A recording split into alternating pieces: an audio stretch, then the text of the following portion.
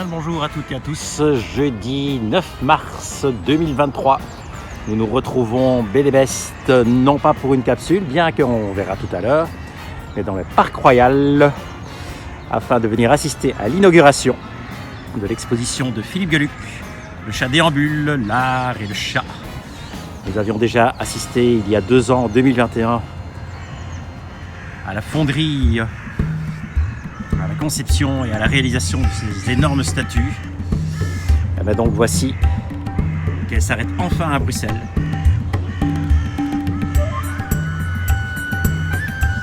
Bonne visite!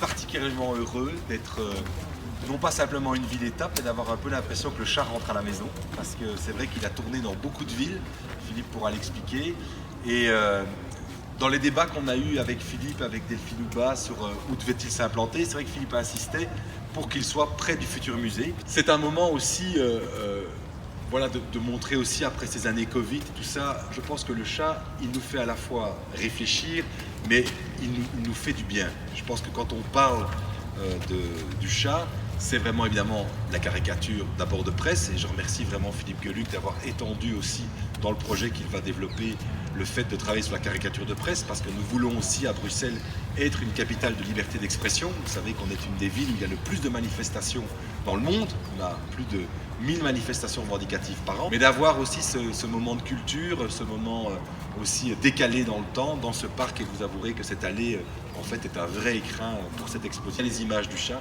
il y a une vraie réflexion sociétale, vous le verrez, il ne faut pas trop se prendre la tête, mais quand même un petit peu par rapport, justement, c'est ce qui fait son succès, c'est que ces dessins nous font réfléchir. Donc merci en tout cas Philippe Geluck et toute votre équipe d'avoir choisi encore Bruxelles pour faire passer cette exposition, ça nous fait énormément de bien.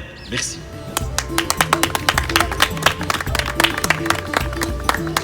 Bonjour à toutes et à tous, goedemorgen iedereen. Ça va, hein, on avait commandé une bonne météo bien belge pour cette inauguration. On peut chanter sous la pluie, de toute façon il pleut déjà, donc on ne pourra pas dire que c'est notre faute. Mais donc voilà, on est en plein dans la belgitude, le chat qui vient d'entrer dans la 3e dimension, hein, puisqu'il était en 2D jusqu'ici, et donc ici voilà, le chat prend toute son ampleur, et comme le disait le bourgmestre, oui, on a ramené le chat à la maison, et ça fait du bien aussi qu'il soit ici, en effet à 2 pas du futur musée.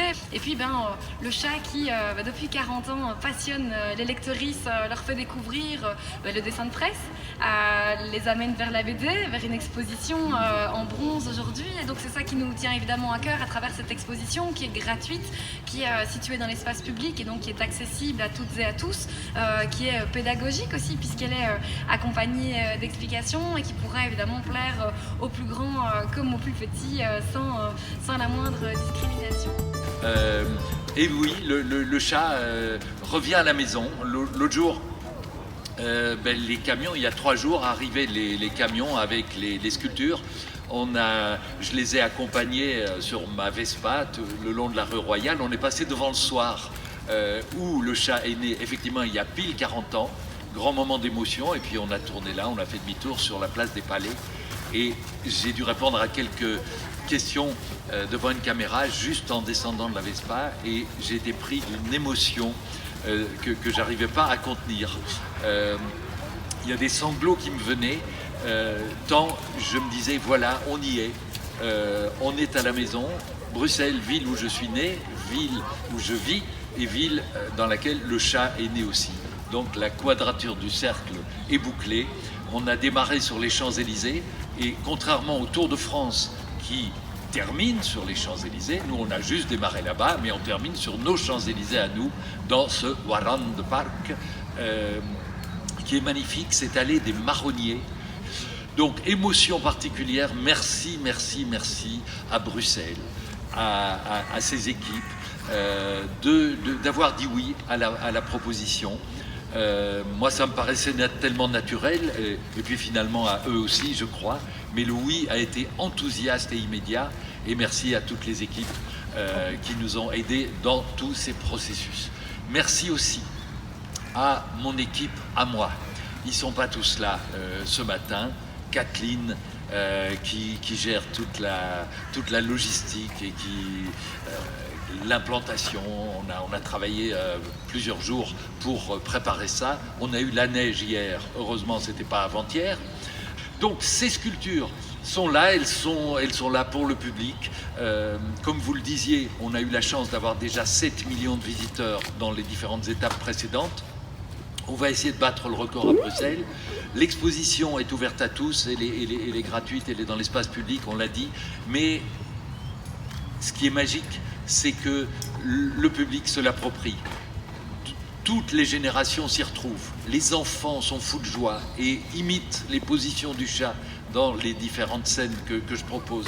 Et jusqu'à des très vieilles dames, même en chaise roulante, tout le monde y trouve son compte. Les gens viennent caresser le chat. Attention en été parce que le bronze devient très chaud. Et les sculptures semblent parler à tout le monde, d'autant plus qu'elles sont muettes et que des statues muettes parlent à l'international.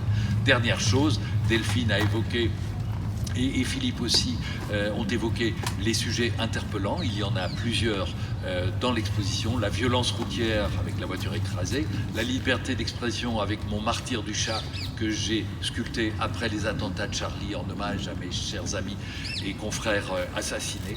Il y a aussi le chat qui porte la planète remplie de plastique sur le dos. Cette sculpture s'appelle « On en a plein le dos » et c'est vrai que le plastique, faut arrêter ça. Et je vous propose, dans quelques instants, de découvrir une nouvelle sculpture. Il y en a deux qui sont un peu le cadeau que je voulais faire à l'étape bruxelloise. Ces deux sculptures que personne n'a encore jamais vues, sauf à la fonderie. On les a recouvertes de drap et on va aller, comme on le fait dans la tradition, enlever le drap pour vous la faire découvrir. La première s'appelle « Tragédie de Racine » et elle traite du sujet de la déforestation, vous allez le voir. Et la deuxième s'appelle Beauté intérieure, mais rendons-nous d'abord devant la première des deux, ici à ma droite. Donc, nous allons découvrir... Madame, s'il vous plaît. La tragédie de Racine, jeu de mots. Allez, on y va, on tire. On va garder.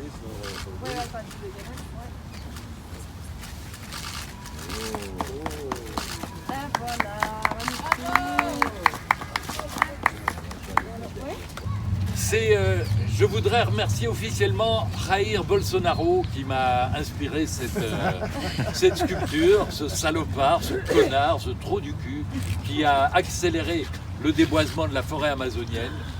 Et dans sa façon de raconter les choses, et la mienne ici, pour une fois, c'est le prédateur qui est puni par les victimes, puisque ce sont les oiseaux qui attaquent le chat. Mais ça fait partie aussi de notre autodérision belge. Attendez, je vais la regarder aussi parce que moi je ne l'ai pas vue vraiment dans le parc non plus. Prends une photo. Ah oui, elle est belle. Prends une photo. Oui. Prends une photo.